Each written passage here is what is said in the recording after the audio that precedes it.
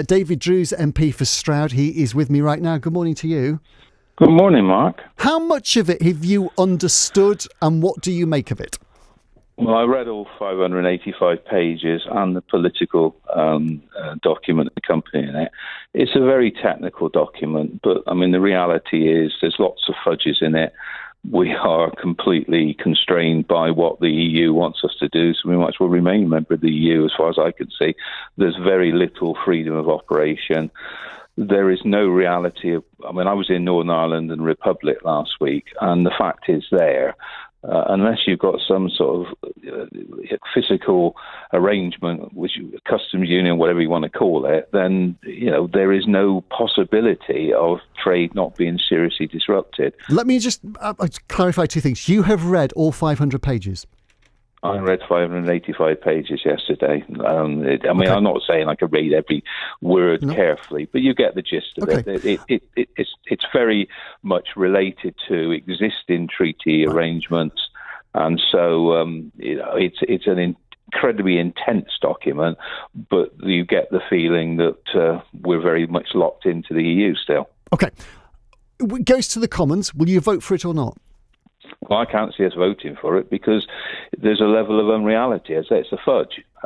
You have to come up with some permanent arrangement whereby Northern Ireland and the Republic are allowed to retain their freedom of operation.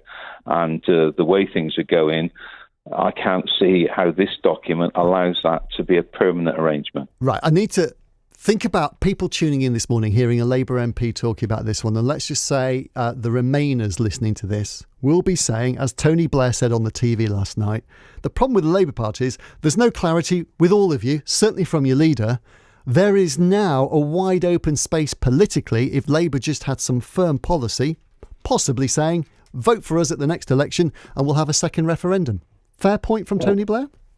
Well, the problem with Blair is that this is very much his doing anyway. I mean, if he hadn't been so contemptuous of some of the areas that voted leave, I don't think we'd be in the situation we are today. Look. However, back to my point, and it's a very simple point, because Labour aren't united on this, Corbyn says one thing, Keir Starmer says, hang on, this is the perfect opportunity to nail our colours to the mast and have some clarity. And you haven't, so you're not adding anything to this debate. We will be voting according to what is the best thing for the country. We cannot defeat this alone. We have to get the SNP, we have to get all the other minor parties, and dare I say, we have to get Brexiteers and Tory files, Europhiles voting alongside us. Now, I think that's going to happen because I think this is a very poor deal overall because it's been stitched together. It looks clever because it's so intense, but when you tear away the veneer, this is not going to solve the problems of the border in Northern Ireland and the Republic, and it's going to leave us in a very vulnerable state because the fact is, this is, remember, is only the transition deal. How do we get to some permanent arrangement? Now, in terms of Blair, the problem with this is we are now a very divided country, and that is one of the real difficulties.